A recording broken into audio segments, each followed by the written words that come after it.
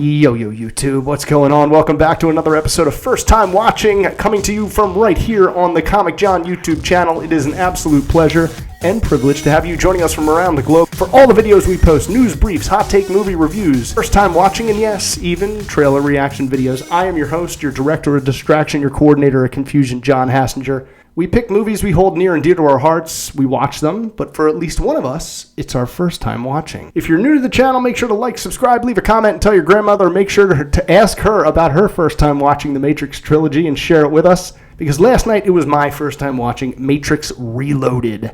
And I have a pantload of comments and questions for CJ and Andrew. Now, guys, you two have both obviously already seen this movie many times. It ranks among your favorite.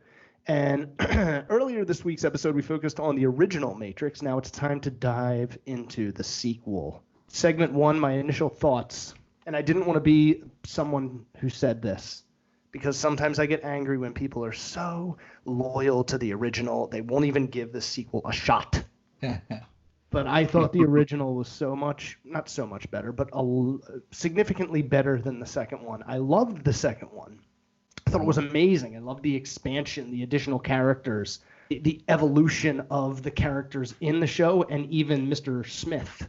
However, there was like 30 minutes you probably could have taken out. 25 minutes you could have just taken out. And just comparing it to the first one was so tight and small and secure, and you were just with this little group along this little adventure, this amazing adventure. And then this one was just crazy. I really enjoyed it, but I have a lot of comments and a lot of questions. Overall, I really enjoyed it, and I cannot wait to see how this thing ends, because the second one ends on such a cliffhanger compared to the first one that was just kind of him, he just flies away. Why are we continuing through this trilogy? Like, were you guys, when you first watched it, were you like me, or were you just blown away even more, and you were like, oh, it's the next best movie ever? I we talked on the last one that the first one in a vacuum is self-sufficient, right? We could have ended there and left our imaginations to the rest of it, right? But I think for me, I needed to know where the story was going next. So hearing that there was another one, just like right now, hearing that there's a fourth one, right, and having a difficult time realizing like where else could this story go.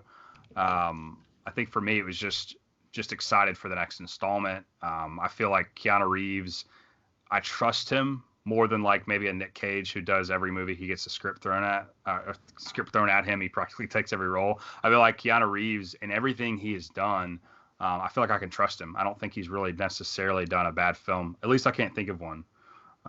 So it was just a continuation. Okay. For me, The Matrix was my introduction to special effects, and it was my introduction to philosophy. Okay, it's a very philosophical movie. It introduced a lot of paradox. I like Reloaded better than the first one. Reloaded is my favorite one. Yes. So let me tell you what. The original The Matrix introduces a great story. It's so unique. Yeah. And it was, at the time, it was so original, and it was so well done and so mysterious. And you're right, it's nice and packed. It gives you the little bit taste of what it is out there. It's funny, your that expansion that you kind of don't like about, comparing the first one to the second one, you say, well, the expansion, I like the other ones a little bit tighter. I love that expansion. And when we get a little more into this movie, I love how they explain some things in life that we wonder, is this real? Why does this happen? Like the first one explains deja vus. There's a glitch in the Matrix because of the deja vus. Well, this one introduces even other concepts there are in our life that we wonder, is this a religious thought? Is this a fantasy? What is this? And expands even more. And that expansion, they do it so well, so creatively. And then the editing of the movie, the special effects, at the time, for me, those were the best fight scenes I've ever seen. So for me, Reloaded is out of the three, is my favorite one. So Now, I'm excited. because I'm kind of writing these comments and questions down as I'm watching the movie. A lot of them I'm just gonna have to I'll probably start reading and then realize that we've already answered them, Hmm. or that they are answered in the movie. But I'll just still read them just in case we want to expand on it. But speaking of expanding, the expansion at first, I was like, whoa, what's with all these new people? I understood the operator being replaced because the original one died.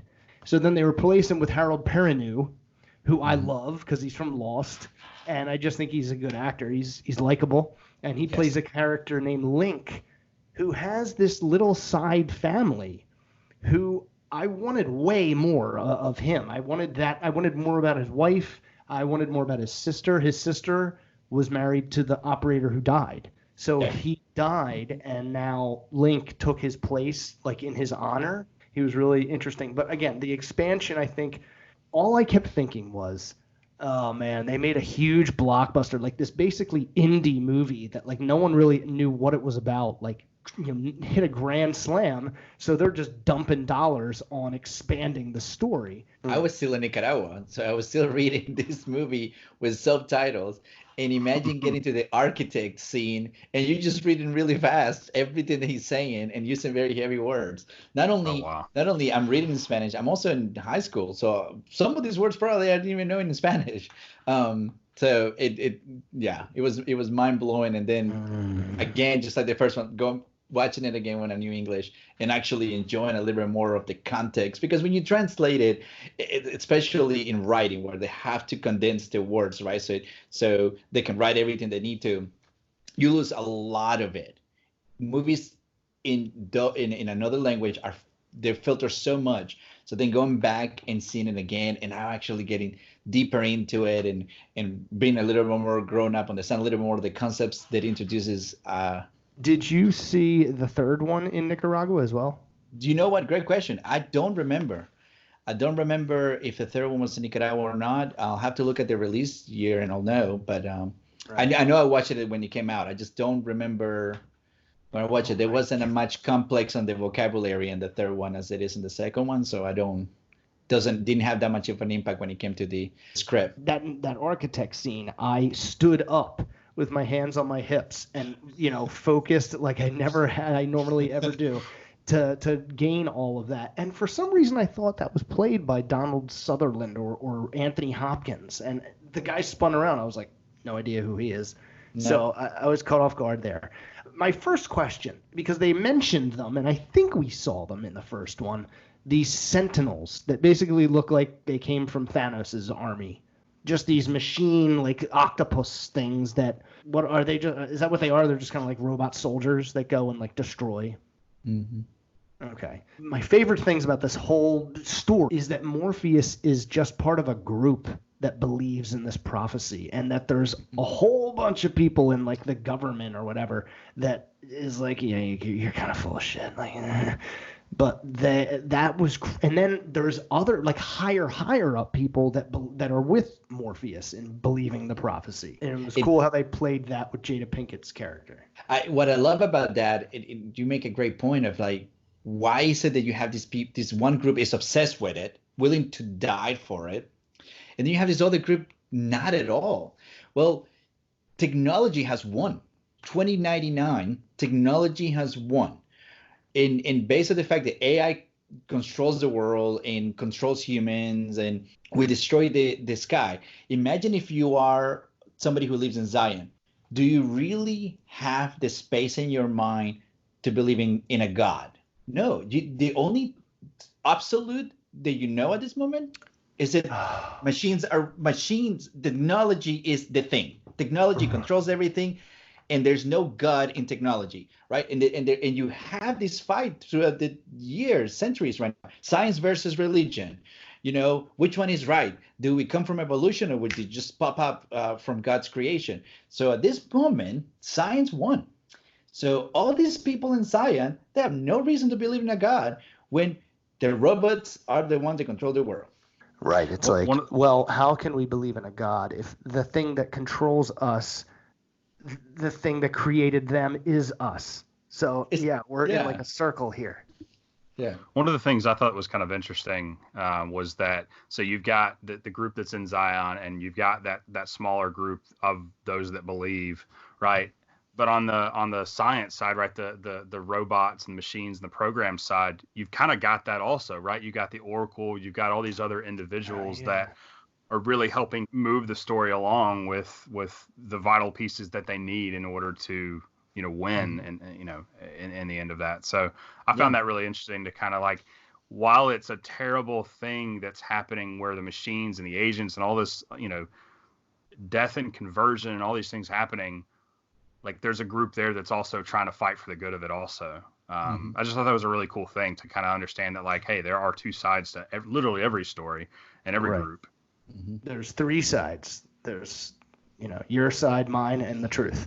Zion is where? Deep in the earth. And when you saw the real, right, the desert of the real, I mean, the earth's practically dead. I mean, we fought the machines to cover the skies, which prevented them from getting the power that was needed from sunlight and things like that, which then caused our earth to start to die and decay. The only way we can survive as humans is to have the warmth. So if we're not going to get it from the sun, we got to go to the core of the earth. Oh my God, they really took this thing.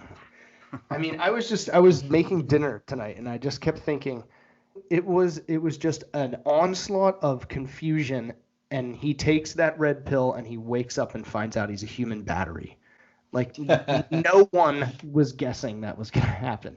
I saw the spelling of the Nebuchadnezzar, and it is pretty crazy. Who is this kid that Neo apparently saves? Since Neo was released, they skyrocket on the number of people that have saved from the Matrix. Not everybody can be saved from the Matrix.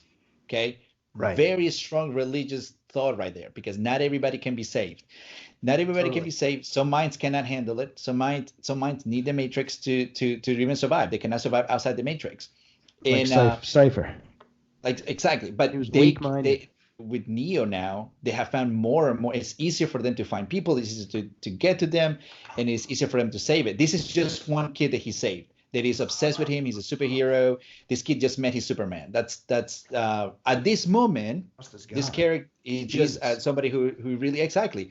Just the fact that he saved him and got him out. He's a big fan of him, and that's why he wants to actually be part of the crew as well. And if you'll remember, John, in the scene where Trinity and Neo get off the elevator, and of course all they want to go is to go do the business, right?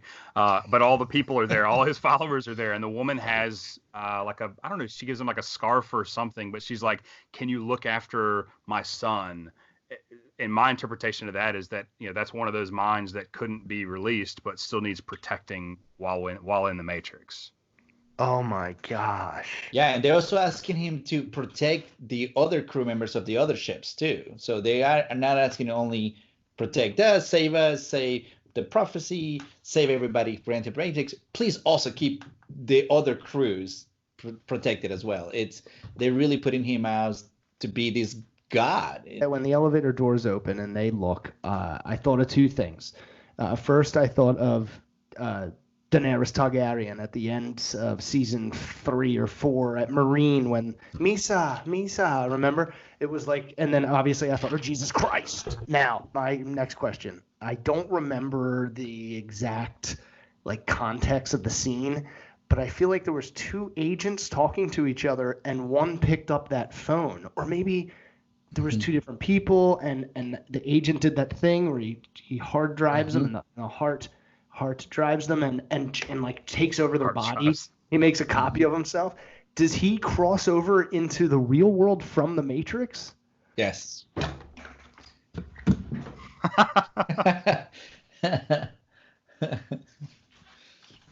What is he?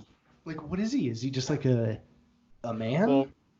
Well, remember that. Well, yeah, that's just a man that's on one of the ships. I don't think there's anything special about him. But Neo, the way that he destroys him in the first movie has set him free through that, and now he's a broken system in place. The Oracle talks about the ravens or whatever they were, the birds that were there. They all have their way, but there are outliers sometimes, and now he is one of those outliers. He's not a vampire or a werewolf, as she mentioned, right? He's now this replicating man who can just copy himself over and over and over, and the human brain is equivalent to a computer. So who's to say that those biological systems don't work similarly to where he's now taken over this dude? I always had this theory. So we know, for example, like you mentioned, the operators are born and made in Zion. They're human beings like us.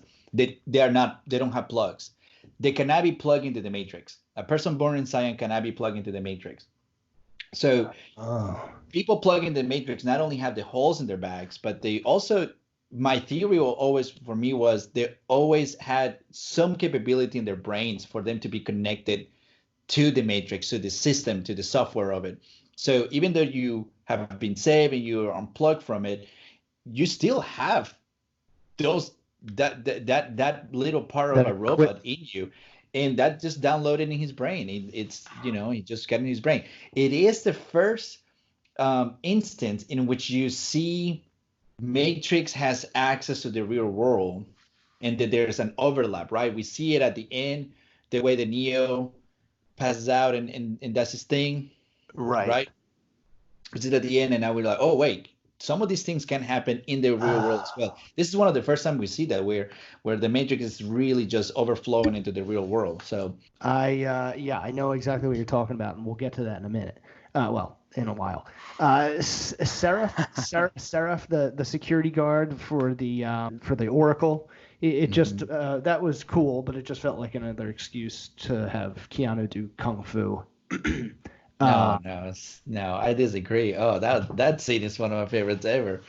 Oh my goodness, it's so fun. And he was I know. I mean, it was a great fight scene, but like it just felt like, okay, we just wanted to see a fight scene. He was like, I wanted to make sure you were the one. It's like, I thought we already established this. Hey man, you never know anybody until you fought them. So you never know anybody until you fight them. Is that the line from that scene? Okay, yeah. So of course, I was probably so blown away by that line, I didn't write it down. Because that is a great line. So remember, now you've been introduced in Reloaded to the concept that Neo might not be the only one that did this, right? Oh, yeah. So if I'm security, how do I know you are the one? I think he couldn't just trust him, right? She's been in hiding. Everybody's been looking for her, and the only person that is allowed to find him is Neo. The only one that's allowed to find her is Neo. I think that the scene is necessary. Oh, all right, okay. I missed all of that. You know what? I didn't know that at the time because obviously I wrote it down as the movie was going, and then I forgot that the architect mentions that, and obviously another thing we'll get to in a bit. She offers him red candy. I noticed that, and then reveals that she's a program. Did we always know she was a program because he was in the Matrix when he met her in the first one? No. This is when that chick explains it, yeah. Oh, okay. All right. Gosh. So then doesn't that mean that she doesn't know what the hell she's talking about? What was the relevance of the reveal that she's just a program and that she's just there? And I mean, I just feel like I trust her less. That's a good that trust point is a good one because okay, so you're part of the system. Right. Now, did she reveals it?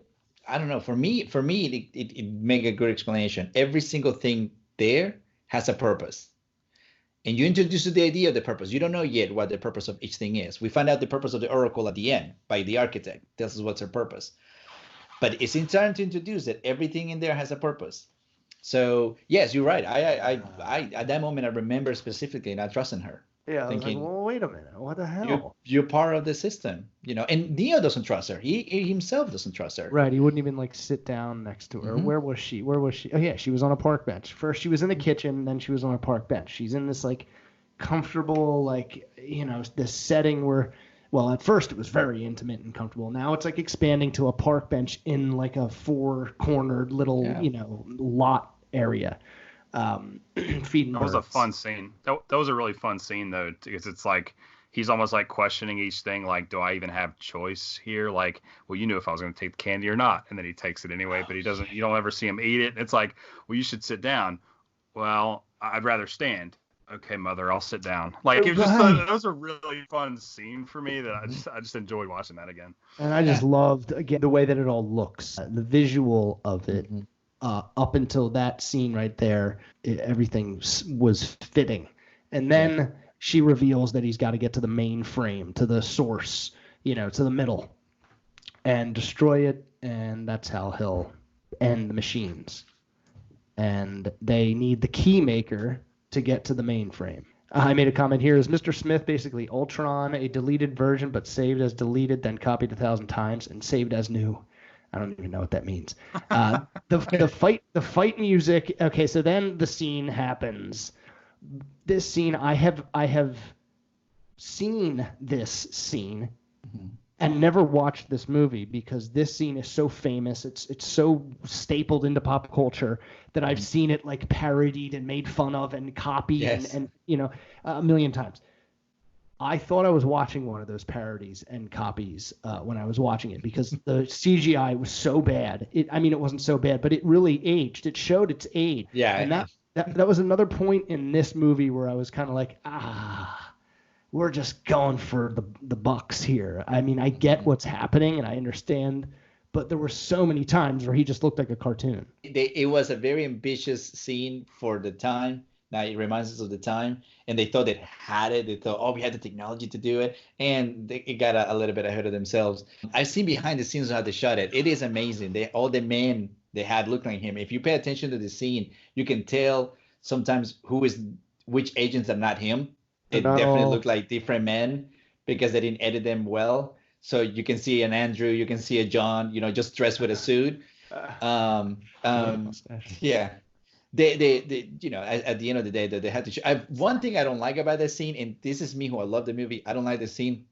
The music is great, but the sound effects start becoming ridiculous. When he grabs Agent Smith and throws it against the other Agent Smiths, they do a bowling strike, a bowling noise. I thought that was ridiculous. Right. I was like, did some C-level interns get a hold of this CGI scene and dump in some weird? Yeah, it was for the time amazing. I just couldn't believe that I saw a scene in this where I was like, ooh, man, our special effects are so good because that looks bad now. I just wrote this down. I'm not even sure if it's true, but as long as Neo exists, Mr. Smith exists. Did he explain that to him at one point, or did I not understand that correctly? I'm glad that you put it in there. Again, this Agent Smith and Neo existing is a huge, for me, I believe it's a huge religious reference. So what's coming before Jesus Christ, based on the Bible, is the Antichrist.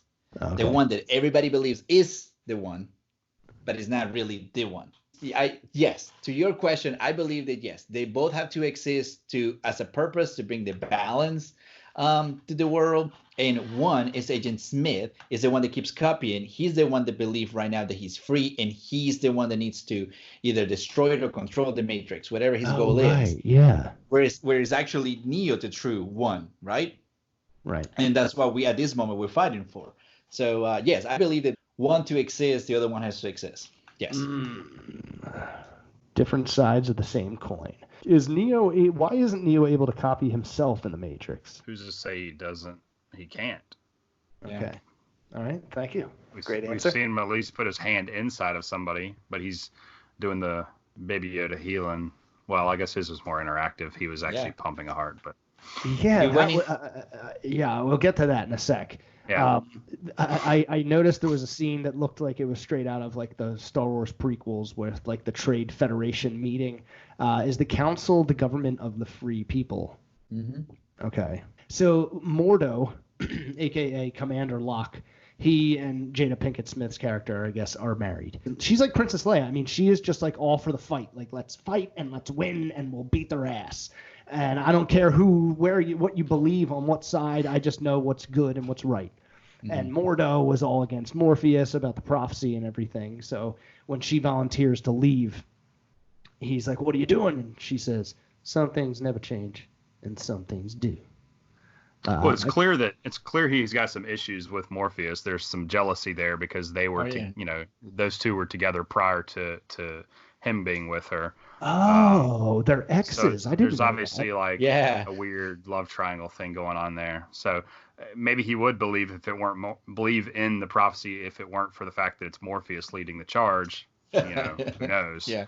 that. I guess now that I'm thinking about it, they did exchange looks. Like it was like, well, what Mhm. the fuck? I mean, why does she care? It's all about the booty. That was nothing. Always. Had nothing to do with prophecy or anything. It was jealousy, woman in between two men. That's all it was. Right. Right. Yeah, they could have been arguing over like what type of hot dogs to get for lunch that day. It could have been Whatever whatever. Yeah. Morpheus wanted, he wasn't going to want. The mirror version of the orgasmic steak eating scene from the original, where they're sitting at a table and they're discussing a giant chunk of life. What does he mean when he says, "Tell the fortune teller her time is almost up"? Is he talking about the oracle? Mm-hmm. This is huge, right? I wanted it to be more than just a mirror of the scene with the cipher in the original, and a moment to just talk about philosophy. Think about it this way, John. So this is a computer. The world of the Matrix is a computer, and they're all softwares. That's all. Everybody inside of it, they're software, right? This guy, the French guy. Now imagine him this way. He was Neo once. So, Andrew, I don't know if you share the same theory, but if you look at the movie and then you listen to the architect, there's been other versions of this, there'll be other versions of you. You Neo have a purpose, blah blah blah blah blah. Those that decide to define the matrix become viruses. They are not part of the system anymore. They're not perfect. So what do they become? What are everybody around the Frenchman or fantasy characters? Werewolves, vampires, ghosts. They're anomalies of the matrix because they decide to rebel against it within the matrix. They wanted their cake and eat it too. Oh. So they say, hey, we're going to rebel. We're not going to leave the matrix because this thing is so sweet, but we're going to rebel. And because of rebelling, now they're anomalies. Anomalies are ghosts, werewolves, vampires, all these things. And when she's in the bathroom, the wife, and is kissing Neo, and that scene is just for them to kiss, right. She says, hey, you remind me a lot of him. The Frenchman, one of the huge theories of this movie, and I believe it, and I believe it based on what I watch, is that the Frenchman used to be a version of Neo that decided not to go back to, decided to defy the architect and not to so do he's basically like the Man in Black in Westworld. He's not leaving the park. He's there you go. staying. Exactly. Not in the park. Yeah, exactly. That's insane. Okay. So I really like that scene. Again, it felt a lot like one of my favorite scenes from the original with Joey Pantalone, eating the steak, very orgasmic. Was the kiss scene just so Keanu could get some strange double action? Okay. They keep going through back doors where Link can't find them. I thought that was kind of cool. Added like a new hurdle. Here's something that was so dumb. At one point, they all shoot machine guns at Neo, and he does his stop midair thing. So they then drop their guns and begin to pull medieval weapons off the walls, like swords and tridents and shields, and then start punching him. Was that just like, oh, yeah, shit, we can't make this thing all be about bullets because he can stop them right away. So let's just get like medieval on their ass. I guess that's kind of cool. Mm-hmm. But logically, it was so stupid. It was as dumb as like signs. Like, why would aliens come to a planet that's a 2/3 water if that's their only, weakness? I loved it, but I did love when he uses the size, the Raphael size, those twin ghosts. Mm-hmm. I mean, is that what they are? They are ghosts. They're ghosts. Oh, okay. So when you were saying like werewolf, like I don't remember a werewolf. And then I was like, silver bullets. Silver bullets. Yeah. That's why the wife says, how many people have a silver bullet in their purse? Totally. I mean, I know Silver Bullet and Werewolf. I didn't. The ghosts thing, I was thinking too much like, whoa, are they some weird like new program, or are they people that could leave the Matrix but haven't? No. See, that's what I love about the movie, though. As I told you, in Reloaded, yes, they expand the world, but they like to explain the world as well at the same time. Hey, we're gonna Right. expand it, but we're gonna Right. explain even the real world. Where did the ghosts come from? The anomaly from the Matrix. Ah, Programs that decided to not follow the rules and their purpose, they become anomalies. So these guys are ghosts. are they the creators? No. Oh, okay, I read somewhere it was that because they didn't have like any lines. They had like maybe a sentence. That You're makes talking us about the very mad. Wachowskis? Is that what you're Yeah, asking? yeah, Oh, it's not them. I don't know. I don't No, know. no, they don't. Oh, they no. I read No, that. not did I. I Oh kind of wow. remember. I remember them from the marketing. Because I didn't see the movie. Obviously, this was my first time watching, and I just remember seeing those twins in the marketing, and then hearing that it's the Wachowski siblings that made it. I was like, oh, maybe they put themselves in the movie as those twins who don't talk, um, or barely talk. I think they're Uh, real twins, like in of which the Wachowski brothers are sisters are. I'm sorry, but I think they are. No, yeah, no. um, this brings me to one of the worst looking parts of the movie, but also a really cool scene. It was kind of like the whole time I'm like, I get it, I get it. You shouldn't have decided to shoot this in the day. When Morpheus is fighting one of the twins, I think, on top of those semi trucks, and it's in the Mhm. middle of the day, in the middle of cloudy Los Angeles, wherever the hell they are, and it just looked so green screeny. Lawrence Fishburne either had a really bad stunt double, or he just should not do his own stunts anymore. Um, there was a lot of like, in the beginning, I was like, what are we doing? A car chase in the Matrix? Stop it. But it was like, the first part was like your typical 90s car chase scene with like the car that just went like that. And then the car that spun around and went like that. Mhm. Then it changed. Like, I guess, it changed in the craziest scene. This is so insane what they do in this car chase. Now that I'm breaking it down, at first I was so disappointed by it. So it starts off like this typical 90s action movie car chase scene. Then all of a sudden it becomes a movie that you could have made at any point in time without any special effects. When he has the straight blade and the freaking seatbelt, and he's flipping back and forth, dude, that went on and kept going and kept going. I was like, this is insane. I was like, they just went from like crappy 90s average special effects to like kung fu with a straight blade and a seatbelt in the passenger seat of the car. That was crazy. And then obviously when they're on top of it is where the lighting was really bad. But the ending was really crazy, how it crashes and it shows them just the trucks like wobbling in midair, and then Neo with the save at the end. That was pretty neat. And Morpheus blowing up the twins. How the key mess. Oh, I'm sorry guys, these aren't questions. I'm kind of like just rambling my thoughts. Can you tell rewatching it? Those kind of like my mention of doing a fight scene in the day. Can you tell it looked kind of, there was some mistakes that were pretty obvious?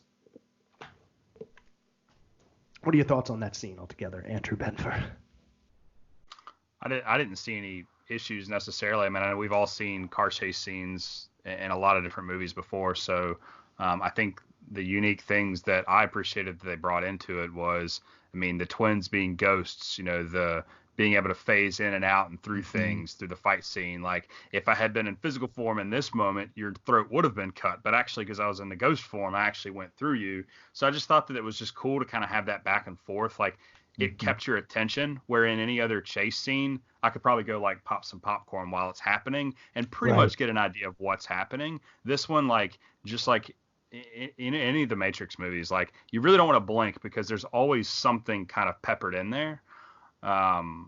So Yeah. I don't know that I saw flaws. I'm probably more forgiving for it now because it is, this one's Right. 2003, so a little bit closer than the first.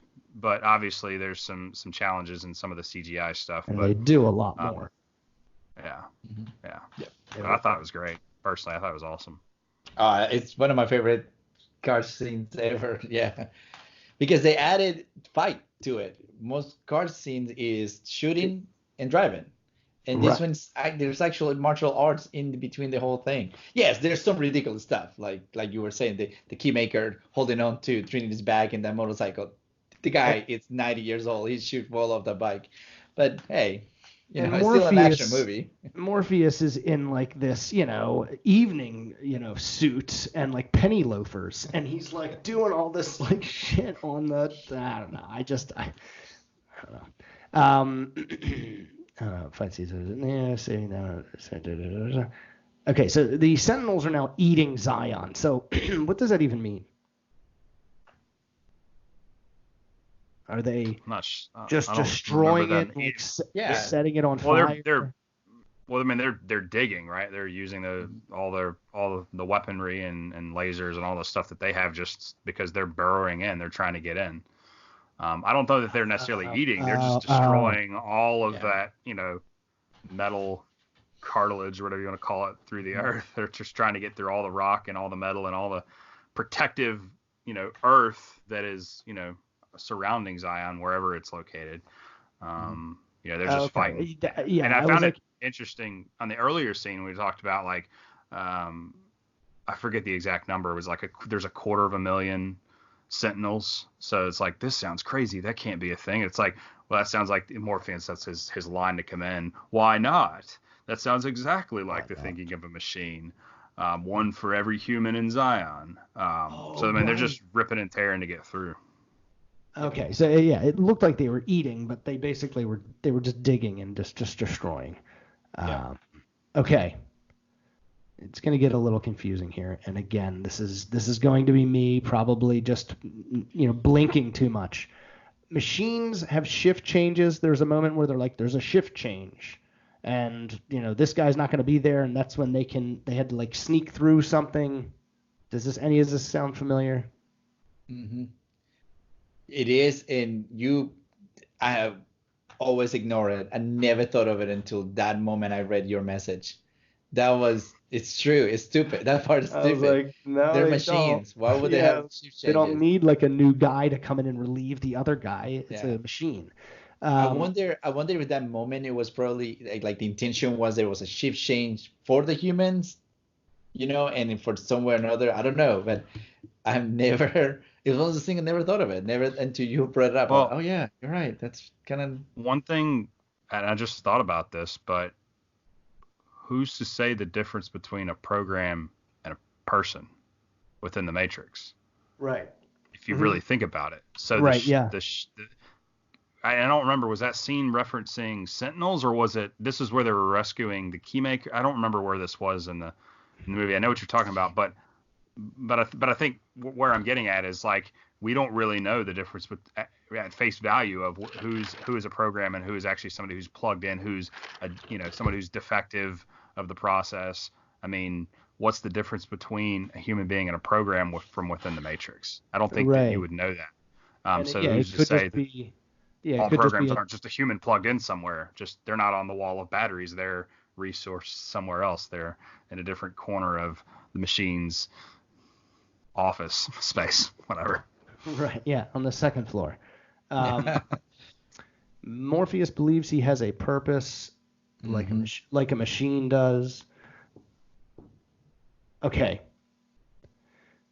I swear I should have rewound it and rewatched, but it was like I felt like a lot of time had gone by, and I was like, wait a minute. I feel like I'll just bring this up to the guys, and they'll be able to clear it out. I swear I watched Niobe, Jada Pinkett's character, fighting.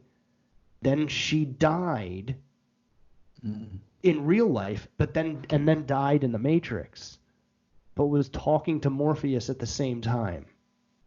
Was there like more than two different versions of her, or did I just not watch that correctly? Yeah, no, you didn't watch that correctly. She doesn't Okay, die. I knew it. I bet it was like someone who looked Yeah. like her. Remember the dude? He's like a white guy. I think he's got just like short hair, normal hair. And at one time he's standing there and he gets killed in the real world, and his character just falls in the Matrix and Yeah. he just dies. Who was with him? Because it happens to a couple people, right? I'd have to go back and watch it. I don't know If that I I'm remember that correct, scene. if I'm correct, this is when they're the three ships have one each has different mission, right? Yeah, that's his crew. Yeah. That's his crew members are third crew. They're not. They're just They're like secondary. Okay, all right. the secondary. Yeah. Maybe there was a skinny black chick who I thought was. Yeah, I don't remember. I remember that, but no, she doesn't die. No, she doesn't die. So. All right. Here's more nitpicking when Mr. Smith was taking over Morpheus, was hard driving him, and the silver shit was like almost on him, and Neo just goes Morpheus, and it was like gone. It didn't like slowly come off and like fight back like Neo did. Yes. That was like a bit of a fast forward editing job. Yeah, I've noticed that one before too. It's really fast, and it's when he has his hand on it. Yeah, you're right. Yeah. I love how the Keymaster dies the minute his purpose was served. That good. was amazing because it was like, yes, he did have one purpose. Now he has no more. He doesn't have any more purposes, so he's done. Neo is Jesus to save us from our sins of technology. I like that comment. That's funny. Do you agree? It's a great. This is the thing about this movie. If you believe that, that's what this movie allows you to do. Philosophy, it's really to the eye of the beholder. And the great thing about philosophy is that you can believe whatever version of this philosophy is, or thought process, theory, whatever you have, and that's yours. I like it. I actually like it a lot. There is a big religious reference. The biggest religious reference. It's not just any religious reference. It's the biggest one out there, and it is to say about from technology, which in this case is what created him, right? It's a great concept. So yeah, I like it. Now, on to the architect scene, which I was so excited about because I had heard about this scene referenced in so many different, I listened to a lot of interviews with, screenwriters and guys that create TV shows. I'm fascinated with like where they pull shit from. And they always reference this scene because it's a scene where too much was explained through words. It wasn't shown to you. But to me, I'm like, why do I believe this guy?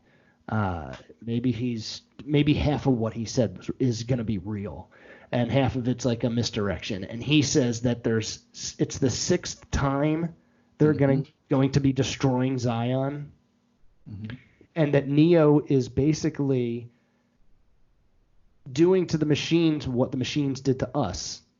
They created something that's destroying them. All right. So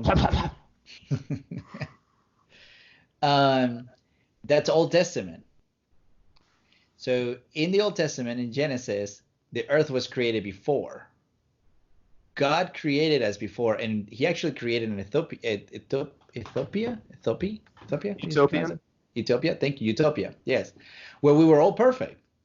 And the Matrix, he did as well. One version of the Matrix, everybody was perfect, but the bodies itself rejected it.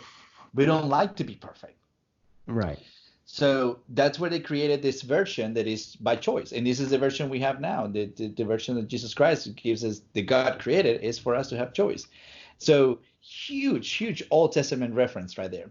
This was not the first time it was created. This was created before. We've done a version of being perfect. It doesn't work. We've done different versions. And every time when they create it, there is a plan on the creation and there's a purpose. Every single program was created with a purpose.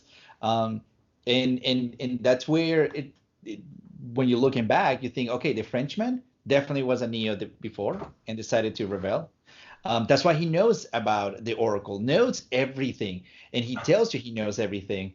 It's because he's been through everything. He was at some point was gonna be the savior for everybody and decided not to. He That's why he fights choice, right? He tells them, you think you have choice. You have come here thinking you have choice, and you have no choice because you're still following the commands of somebody else. Three big concepts of philosophical concepts that are introduced in the movie, because cause and effect, causality, right? Choice. So causality, your sins. There is a reaction to your sins. You sin, you go to hell. You get saved, you go to heaven. Choice, you get to choose whatever you want to. And at the end, the Frenchman says, "No, you don't have choice." And the reason why I know you don't have choice is because I actually chose something different, and I know what choice is. You guys don't know what choice is because you keep doing this. Wow. So yeah, the only people that make the choice are those anomalies. Really, yeah. At the end of the day, it's just that the only free ones are the anomalies. Yes. Anomalies. But the architect mentions it's been happening before. See, if there are 6 matrices before created, this also has to be 6 Neos before. So there were other ones besides him, and he tells him in the comments, he says there's others like him before. I hope there's more architect in the third one, in the finale of the trilogy, but not the finale of the series. I don't know what we're going to call it now. They're probably going to be making a Matrix 5. That seems to be the thing. If you go over 3, then you make 10. At the end, he removes the bullet from, obviously, in the very opening scene, which is crazy, Trinity falling out of the building, shooting the bullets back up, and they're doing the bullet slow motion thing, and she gets shot, and then Neo wakes up, and he has that dream a couple times, much like Anakin dreamt of Padme dying in childbirth. Then it happens. It happens in real life, and he puts his hand, he like digitizes his hand, and pulls the bullet out of her. And then she dies. Then he puts his hand back inside of her and pumps her heart back to life, and she comes back to life. Okay, I guess saying it out loud, it makes a lot more sense. I just felt like if he reached in there to pull the bullet out and she died anyway, did his hand going in there kill her? Like, was she just dead anyway? It didn't matter. Like, if he pulled the bullet out or not, she was still going to die. Andrew? Yeah, I mean, I don't think it's more complex than just he pulled the bullet out and then pumped her heart back. And he's like, "I'm not giving up on you. You didn't give up on me in the first place." And that was a circle back because she brought him back to level up, right? I mean, because he was dead at that point, was kind of barely believing who he was. But it was at that point that she brought him back at the end of the first film that he starts to see the code and he understands what's happening now. I don't know if it's like a reboot of himself, but Right, no, but yeah, man, that's yeah. It kind of like caused him to dig deeper, and Literally. access more of his abilities. Yeah. Does Neo Well, not he believe just in the prophecy? Go ahead. no, sorry. He just left the architect that told him he is a big part of this creation. So I think that was. So you know how at the end of the first one, Neo starts believing that he's the one. Right. In this one now, he's believing I'm not only the one. I'm part of this thing. Like I'm a big player here, and I think he's like Andrew said, he's starting to trust, or you mentioned it, his abilities. Hey, if I'm part of this, and I'm designed to be part of this, and I have a big purpose in this thing, it's not just I'm the one. I think it's bigger than that. He says maybe I can actually change things in here, and he does, and he does a very good job at it. So is the architect? Does he want to destroy the Matrix? No. Okay. Did they blow up the Nebuchadnezzar, or did I just see something else? No, they blow it up. Oh, I thought this thing was going to last throughout the whole trilogy. That sucks. Neo force freezes the Sentinels, then passes out like Baby Yoda after lifting the Mudhorn. Harder than stopping bullets, I'm guessing? Yes. Okay. Is the Hammer a new, different ship or just another ship? Yeah. There's a fleet of ships that patrol the area and do all that. So. Right. Yeah, I liked that. I like the whole organization that they showed you about all their ships. It was like, now everybody stay. Okay, we can only let 3 go to find the Nebuchadnezzar, or 2. The guy. Okay, so Neo's about to leave. The group's about to go to the Matrix, and this is early in the movie, and this guy comes walking up behind him, and he's got like this like knife in his hand, and he's hiding it behind his back when Neo and them turn around, and then that kid who's he said Neo saved him, that we talked about at the beginning of the show, he comes running up and kind of like distracts him, and the guy just says like good luck or something like that and leaves. And then the very last scene, he's laying down head to head with Neo. What is going on there? Was he like saving that guy, or what was happening there? Go ahead, Andrew. Yeah. No, I was just gonna say that's the infected Agent Smith crossover. That's him. That's the yeah. But he made himself look like that other guy, or is it that's the same? Right, okay, he infected him, and I think that I think that because Mr. Smith is broken from his process, he probably, whether that matters or not, but I think he understands that probably one of his best ways of defeating Neo is in the real, not in the system. Because Neo doesn't follow the rules within the Matrix, and now we saw he doesn't necessarily follow the rules in the real also. I mean, I thought back up a few moments where he actually stops the Sentinels. I thought was one of the most amazing parts of the film, because we see a fantasy world within this system, but he actually has these abilities in the real world as well. So to me, this adds a whole new layer of questions if I'm coming out of that second film of like, is this a Matrix within the Matrix, right? Or is this the real, that we're in now? And he just has these abilities. I think that like moment Vision brings way more questions than anything, because it's like, oh, okay, so he is more than just being a human being. We know that from who he is within the Matrix, but just I think to see it within the real as well is just like, okay, where are we going next? Because I want more. Oh my gosh. Okay, I completely understand. God, it's like he has the ability to behave both ways because he was made, like it's like he's got one foot in each door. Mm-hmm.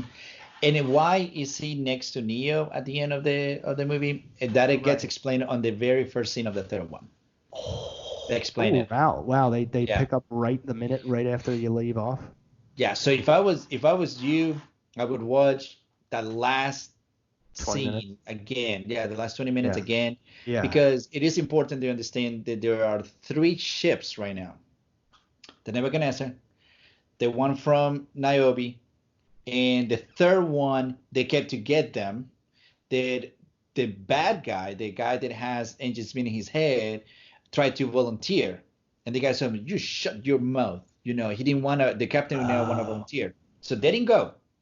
But there was a Niobe volunteers, so there's 2, and then they sent a third one to get the 2 out, and then that's when Morpheus convinced them, hey, it's 3 locations, 3 ships. You think that this is a coincidence? No, this is the way it should have been. So there's 3, right? This guy is not in any of those 3, and then shows up in the middle. You need to watch that, and then start watching the third one. Revolution, yes. And then they explain why is he next to him. Oh man, I can't wait to see the third one. I'm so interested to see how they're gonna, like what they're gonna try and what they're gonna learn, and what risks they're gonna take. I'm so excited. I love the Rage Against the Machine music at the end, and I also liked how they had to be concluded at the end. Overall, guys, like I said, awesome movie. Is there anything else that you guys think I didn't touch on that we need to cover? I can think of now. We touch on philosophy, religion, explanation, things on life, like the ghosts and that's very important. Wow, I really gotta rewatch that French guy.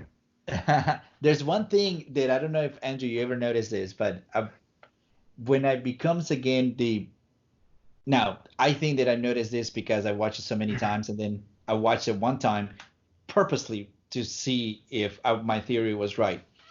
Nowhere in the movies. You said, for example, earlier, you said, I think the highway is in LA. Nowhere in the movies make any reference to a real place. Right.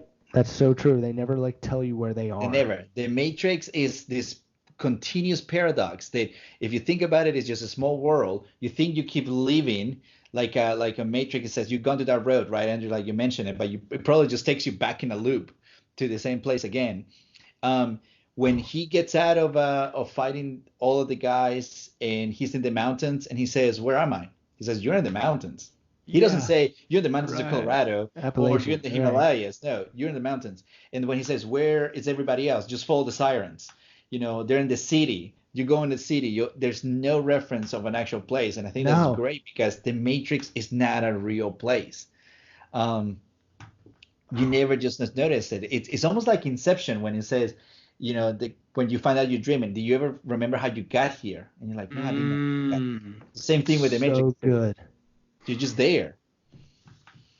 That's so true. Yeah, and that's when we were talking about. I was like, I guess Los Angeles, because I don't know. They never tell you like where he even is. Not even in the beginning. Yeah. All right, guys. Well, that will just about do it for us. Unless you guys have anything else, CJ, where can people find you on social media? At Cornelio CMC for Twitter and Cornelio Monjarres for Instagram. I just got Instagram today, guys. Oh yeah, I was looking for you there the other day. I couldn't find you. No, I got it. Well, make sure to become. What are you on? You follow on Instagram? You're not friends. Yeah, just like Twitter. And Lord Benford, where can they find you? The greatest name in all of Twitter handles. You're going to boost this thing up, and I'm never going to want to actually change it, even though I've wanted to for a while. No, you have to keep it now. It's officially been said on this show, and I've typed it in so many times under your name that it's locked in now. Yeah, it's at Lennon, like the fabric, Lennon B. Weasel. At Lennon B. Weasel. I am at the Comic John. Everyone, that was first time watching Matrix Reloaded. Make sure to join us for our next episode. What is it? Matrix Revolutions. I'll let you guys know on Twitter when we're going to hop on here and do first time watching Matrix Revolutions. I love you. Bye. Oh, hey. Make sure to like and subscribe and leave a comment and hit the notification bell. And if you're finding me for the first time, I do trailer reaction videos, hot take movie reviews, news briefs on anything Marvel, DC, Star Wars. You'll love it. Thanks.